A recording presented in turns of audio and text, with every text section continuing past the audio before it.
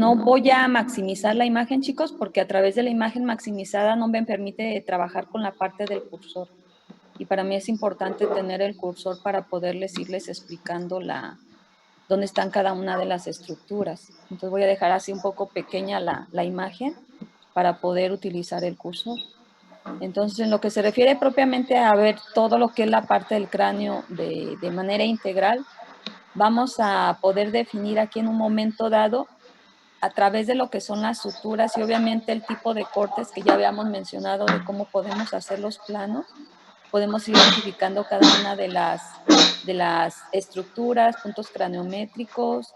En cuanto yo hago un corte en sentido transversal a nivel de la base del cráneo, qué estructuras son las que yo voy a poder visualizar tanto a nivel intracraneal como en la parte inferior, obviamente quitando lo que es la parte de mi mandíbula para que yo pueda definir todas las estructuras. Entonces, aquí en la parte de la sutura, mi sutura coronal va a corresponder a esta zona de lo que sería la sutura.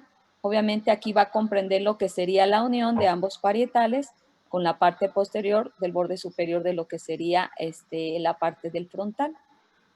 Lo que sería la sutura sagital va a corresponder a esta parte sobre la parte de la línea media y va a ser prácticamente la unión que se da a través de ambos huesos parietales, sobre su borde superior de ambos huesos parietales. Mi sutura lamboidea estaría aquí posterior y va a ser la unión que va a tener lo que sería mi borde posterior de mis huesos parietales y lo que correspondería a lo que es la parte de la escama de lo que es el hueso occipital. Ahorita vamos a ver por ahí una imagen en la que sigue, cuando vemos la parte del techo en la parte externa, donde se localiza esa sutura lamboidea. Lo que sería la sutura escamosa va a corresponder aquí a lo que corresponde a la unión que va a tener mi hueso parietal prácticamente con lo que es la parte de la porción escamosa de mi hueso temporal. Y aquí posteriormente, aquí sobre esta parte de esta zona en relación a la unión de mi hueso frontal, parietal, obviamente esfenoides y el temporal, vamos a encontrar estas otras suturas.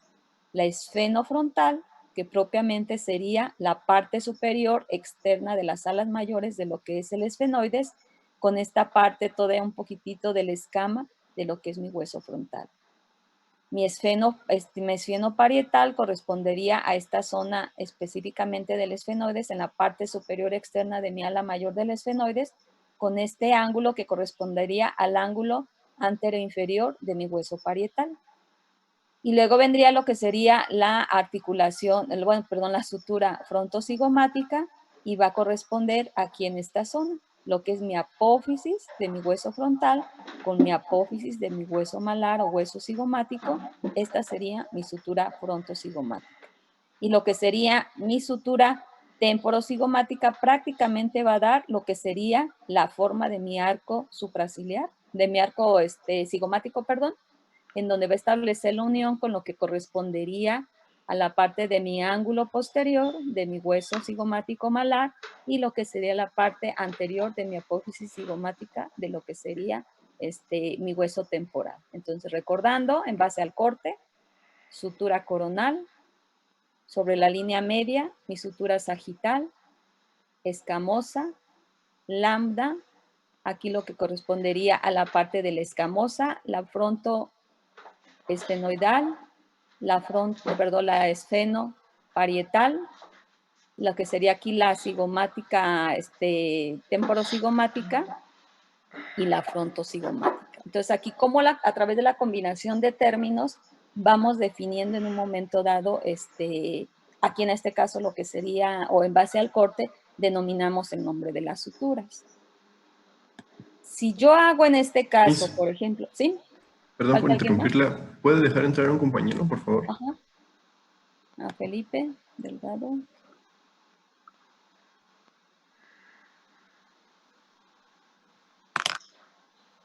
Gracias. Entonces, aquí si hiciéramos un corte en sentido transversal a nivel de lo que sería aquí la base del cráneo, y yo estoy viendo de manera superior lo que es la parte de mi cráneo, esto lo voy a denominar como techo, calota o calvaria, y aquí estoy viendo lo que correspondería a la parte externa, lo que sería esta zona que está recubierto obviamente, por nuestro cuero cabelludo y lo que es la parte de la piel.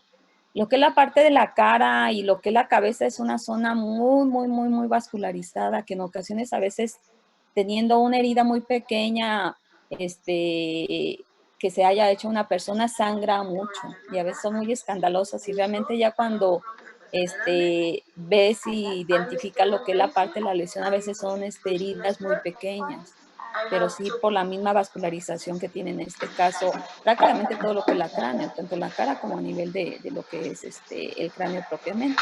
Entonces, aquí viendo en la parte de lo que corresponde a la cavidad craneal en la parte externa, tiene una forma de cúpula. Y aquí sobre todo lo que es la parte de la superficie de lo que es esta zona, aquí vamos a poder visualizar diferentes estructuras y podemos visualizar con lo que mencionábamos hace rato, la sutura coronal, la sutura sagital, y aquí en esta parte la misma forma, ¿no? Nos hace una lambda y permitiría, ahí vemos cómo se establece esta sutura de unión entre ambos parietales en su borde posterior y lo que sería propiamente la parte superior de la escama del hueso occipital, ¿sí? Entonces, aquí a través de la misma nos va a permitir delimitar cada una de estas estructuras que vamos a visualizar. Y aquí, pues, recordar un poco que en la parte externa vamos a ver cómo va a continuar. Me regreso a esta imagen, lo que sería la contigüidad, y vamos a ver en la parte externa, que estaría un poquito más inferior a este corte, o más o menos este nivel, lo que sería la línea temporal superior y obviamente la inferior. Si yo volteo ese techo, esa cúpula de lo que es mi cavidad craneal, yo voy a poder visualizar a través de esto, en la parte anterior, obviamente, lo que se refiere a la parte del hueso frontal, y en cuanto a las estructuras que yo voy a poder visualizar aquí en esta porción, a lo mejor aquí a través de este corte que viene no viene lo que sería, por ejemplo, la cresta frontal interna con el agujero ciego, pero aquí sí vamos a ver, por ejemplo, lo que se refiere al parte del inicio del trayecto, del surco del seno sagital superior, que se continúa aquí en la parte de la unión y va prácticamente sobre la misma sutura sagital, el surco del seno sagital superior, y cómo se va a continuar todavía aquí en la parte superior de la escama, en la parte interna de lo que se refiere a la parte del hueso occipital. Entonces, aquí veríamos en esta parte de este trayecto, hueso frontal, nuestros parietales y la punta de la escama del hueso occipital, donde vemos la cresta frontal interna con el agujero ciego.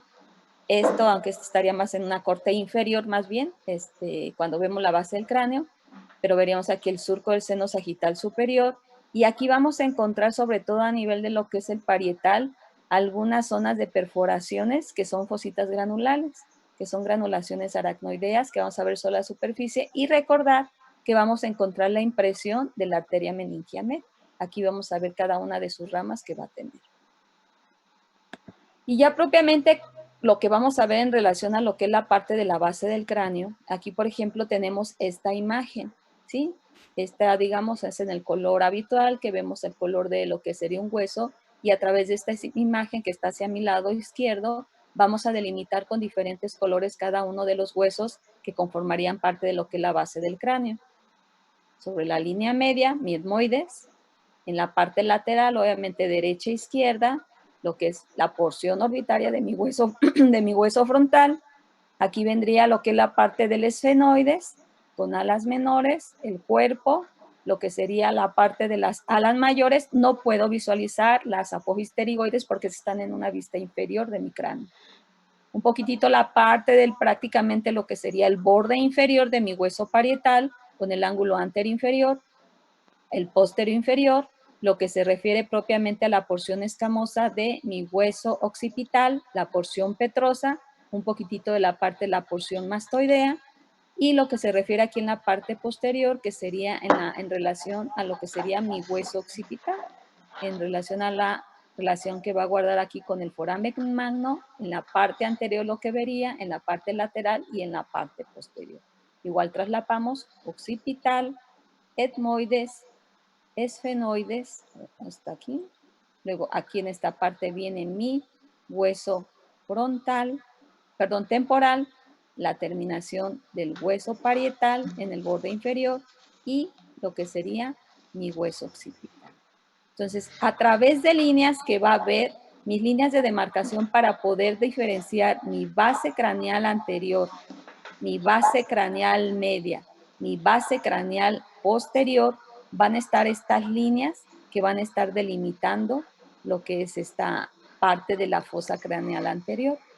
Lo que va a delimitar fosa craneal anterior de la media va a ser esta línea que prácticamente va a ir demarcando lo que sería el borde de lo que serían mis alas menores del esfenoides.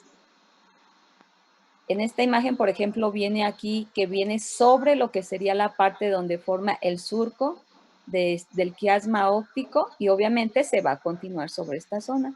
En algunos, no me acuerdo si en el muro algo todavía alcanza a abarcar la parte inferior de lo que es el surco del quiasma óptico para continuar irse hacia la parte contralateral.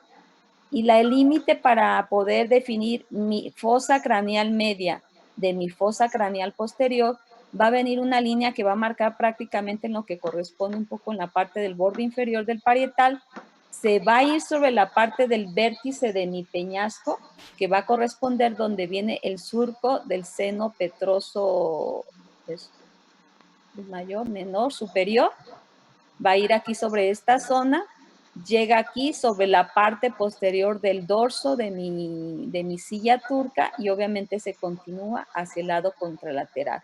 Entonces, estas son las líneas que van a poder demarcar lo que sería mi fosa craneal anterior, la media y la posterior.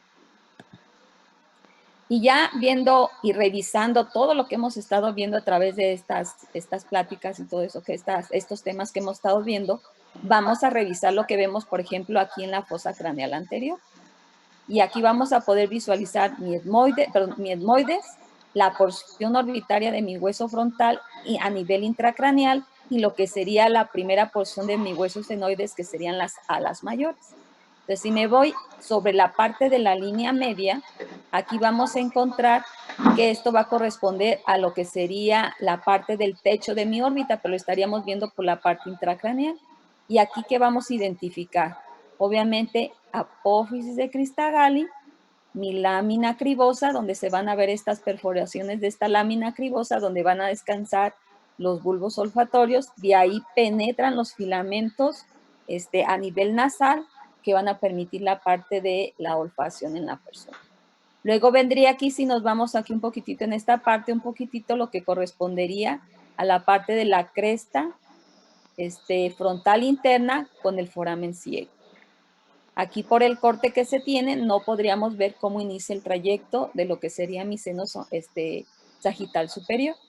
Veo mi porción orbitaria intracraneal de lo que es mi hueso frontal y veríamos lo que sería mis alas menores del esfenoides, mi foramen óptico, el yugo esfenoidal, que son las estructuras que veríamos en esta parte de lo que se corresponde a la fosa craneal anterior. Y luego, ¿qué estructuras vamos a delimitar en la fosa craneal media? Ya hablamos que esta línea pasa por lo que sería el borde de lo que serían las alas menores del esfenoides y en la parte posterior se va sobre el vértice del peñasco por donde pasa el surco del seno petroso superior. Y van a venir todas las estructuras aquí inmersas. Entonces va a venir esfenoides y la porción de lo que es propiamente el temporal y prácticamente la parte terminal de lo que se refiere a la parte del parietal. Entonces, aquí las estructuras que vamos a poder visualizar son alas mayores de mi esfenoides. Aquí entre la unión que se forma de lo que son mis alas menores del esfenoides con las alas mayores se forma la fisura orbitaria o esfenoidal superior que da paso a lo que sería tercero, cuarto, sexto par craneal, primera rama del trigémino, y viene ahí también el paso del núcleo accesorio del tercer par, que sería el ganglio Dendinger-Westphal. Entonces sería aquí, sería el ganglio porque el centro más bien está a nivel del mesencéfalo. Entonces que viene aquí esta parte de la hendidura y recordar los orificios que encontramos aquí inmersos en las alas mayores del esfenoides. Si me voy desde la parte más medial y anterior hacia una línea en sentido oblicuo, la distribución de estos orificios o forámenes que voy a encontrar. Y aquí a través de este foramen, el primero que sería redondo, oval y espinoso, o lo podemos encontrar como redondo mayor, oval y redondo menor. En algunos libros los podemos encontrar ahí. Y va a dar paso aquí lo que sería en este primero la segunda rama del trigémino, en el oval la tercera rama del trigémino, y a nivel de esta zona vendría lo que correspondería a la emergencia de la arteria meningia media en el agujero espinoso. Y son estructuras que visualizamos en la fosa craneal media. Obviamente aquí vemos la parte de lo que sería el surco del quiasma óptico, los agujeros ópticos, vemos el dorso de la silla turca, la parte lateral de lo que sería aquí la silla turca. Ayer, por ejemplo, me tocó ver un paciente, es un paciente diabético que tiene 10 años de evolución. Hace 8 días de no tropezarse ni nada, se desmayó, pierde la conciencia durante 10 minutos, se levanta y todo eso, y después de eso empieza a referir diplopia y nota que tiene caída de su párpado. Ya cuando empiecen a ver lo de neuro y todo eso, ya van a ver ahí. Entonces, en el momento de la exploración, él ya lo había visto hace mucho tiempo y él había tenido el antecedente de un traumatismo, no me acuerdo si craneal o ocular, y había dejado como secuela un problema que se llama ruptura coroidea. Hay separación ahí a nivel coroideo y llegan a dejar ahí cicatrices y llega a haber una limitación visual. Entonces, en el momento de la exploración que le veo, él me dice, ya estoy empezando a elevar tantito el párpado. Entonces, se le ve una tosis, se ve una caída del párpado, más o menos dejaba libre lo que es el eje visual. Obviamente, al revisarlo, él refería esa diplopia prácticamente en todas las posiciones de la mirada. Y en el momento de estar revisando ¿cómo se llama? La exploración, tiene su tosis, tiene dificultad para la elevación del músculo elevador de el recto superior, y también tiene un poco de problema de dificultad para mover su ojo hacia afuera, del recto externo. Entonces aquí mi tercer par tiene dos ramas, una rama superior y una rama inferior. La superior va a llegar y va a inervar lo que es mi elevador del párpado y el recto superior, y la otra porción de la rama del recto, de recto externo, me va a irrigar lo que es la parte de mi recto interno, mi recto inferior y el oblicuo superior inferior, no me acuerdo. Y el cuarto par irriga el otro par. Entonces ahí yo estaba haciendo un diagnóstico de una parálisis de tercer par incompleto porque no había dilatación pupilar, y había movimiento por ejemplo, movimiento hacia adentro, y había limitación, entonces tenía una parálisis tercero o sexto par. Y él ya se había hecho algunos estudios y le habían dicho que estaba bien, pero ya viendo después lo que es la parte de la interpretación, ahí hablaba de que había un problema de líquido, que podía ser líquido cefalorraquídeo a nivel intracelular. Y aquí, en este trayecto, ayer cuando mostraba yo una imagen, por ahí, por ese trayecto, está inmerso lo que es el seno cavernoso, carótida interna, y viene el paso de tercero, cuarto, sexto par, y viene la primera rama y segunda rama del trigémino, vienen sobre esta zona. Entonces, aquí, estructuralmente, aparentemente había una causa estructural que pudiera estar explicando su problema de parálisis tercer par. Por su antecedente de diabetes, por el mismo problema de microcirculación, podía haber ese problema, pero sin embargo, como ya tenía una tomografía previa, aquí tuve que referirlo con el que yo me apoyo en la parte quirúrgica y de neurología, es con el doctor Guapo. Él es el coordinador del módulo de neuro, para ver si realmente aquí en este caso se tenía que hacer algún tratamiento en específico, porque si yo nada más le doy puro antineurítico y eso no se va a quitar el problema. Entonces, tienes que tratar la parte estructural, y de ahí de la importancia de que tenemos que saber la anatomía.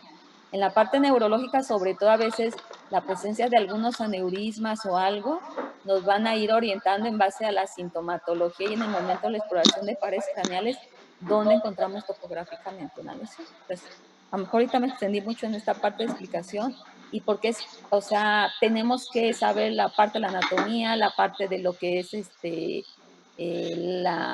interrogatorio que le vamos a hacer para ir delimitando topográficamente una lesión. Entonces, aquí vemos en esta parte de la fosa craneal media lo que sería mi dorso, la parte lateral del dorso de mi silla turca. Obviamente aquí en la parte de la porción de mi hueso temporal voy a ver la porción escamosa a nivel intracraneal. Vemos la porción anterior de mi porción petrosa o mi peñasco del temporal, donde voy a visualizar techo del tímpano, el surco del seno petroso mayor, surco del seno petroso menor, la impresión trigeminal, y aquí sobre esta parte va a estar la salida de la carótida interna. Esta viene, voy a ver yo una zona por donde penetra la carótida interna, que es en la cara inferior, ahorita vamos a verlo en una imagen, de la carótida interna. Entra, pasa el trayecto de mi porción petrosa y luego sale a través del vértice para posteriormente venirse sobre la parte lateral de la silla turca y de ahí se ramifica. Entonces, esto es lo que yo puedo visualizar a través de las estructuras que hay en la fosa craneal media, ¿sí? En lo que corresponde al hueso temporal y lo que sería la porción que corresponde de lo que serían las alas mayores y dorso de lo que sería mi esfenoide. Déjenme ver, no hay nadie más. Sí, ya. Santiago, se había salido.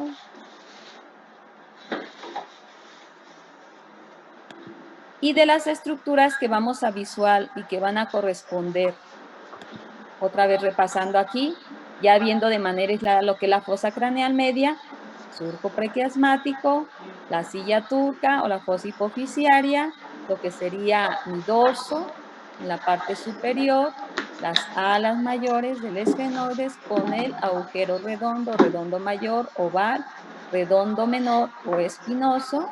Aquí sobre esta parte ya veamos que mencionamos la parte del techo del tímpano y que son las estructuras que vamos a ver en la fosa craneal media. Nuevamente repasando lo que serían los orificios que encontramos aquí, la hendidura, esta parte no se menciona, la hendidura esfenoidal superior, donde vienen cada una de estas estructuras, el agujero redondo, el oval, el redondo menor o espinoso, y aquí sobre esta parte la superficie donde vemos los surcos, y obviamente aquí va a estar el hato o el orificio de estos senos, seno petroso superior, seno petroso inferior. Miss, Sí. una disculpa que la interrumpa. Dice Santiago que se lo puede volver a dejar entrar. ¿Otra Es vez? que Ah, sí. Sí, por favor. Gracias.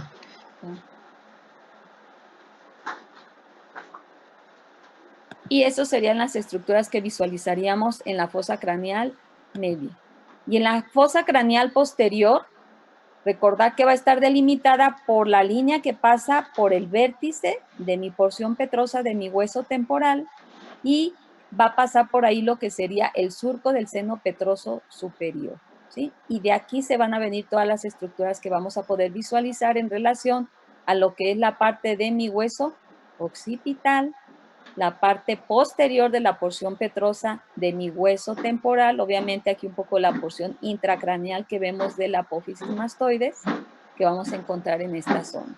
Entonces, aquí veríamos también un poquitito lo que sería la parte del ángulo. Si se acuerdan cuando vimos la parte del parietal, en el ángulo posterior inferior, de las impresiones que encontramos a nivel intracraneal, en el ángulo posterior inferior encontramos el inicio de lo que sería el seno sigmoideo, ¿sí? Que después se va a continuar con el transverso. Pero el trayecto que va a tener mi seno sigmoideo aquí sí ya está viendo de manera integral por dónde pasa